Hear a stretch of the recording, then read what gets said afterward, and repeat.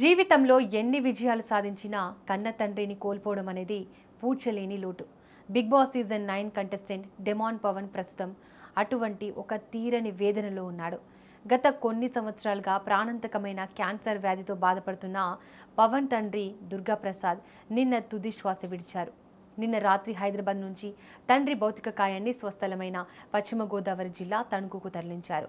ఈరోజు దుర్గాప్రసాద్ అంత్యక్రియలు ముగిశాయి. అంత్యక్రియల సమయంలో పవన్ తనను తాను నియంత్రించుకోలేకపోయాడు. తండ్రి మృతదేహం పక్కనే గంటల తరబడి నిలబడి కన్నీరు మున్నీరుగా విలిపించాడు. చిన్నప్పటి నుంచి తన ఎదుగుదల కోసం తండ్రి పడిన శ్రమను గుర్తు చేసుకుంటూ చివరి చూపు చూస్తూ వెక్కి వెక్కి ఏడవడం అక్కడ ఉన్న ప్రతి ఒక్కరిని కలిచివేసింది.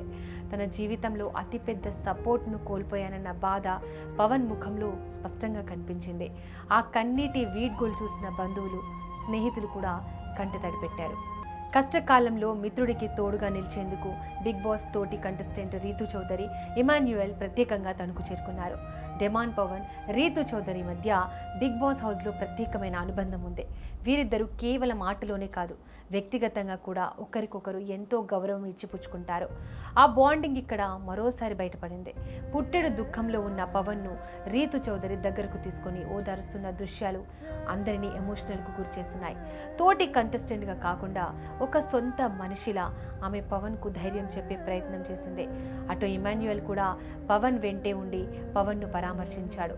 బిగ్ బాస్ హౌస్లో పవన్ తన తండ్రి అనారోగ్యం గురించి ప్రస్తావించినప్పుడల్లా రీతు అతడికి మానసిక ధైర్యాన్ని ఇచ్చేది.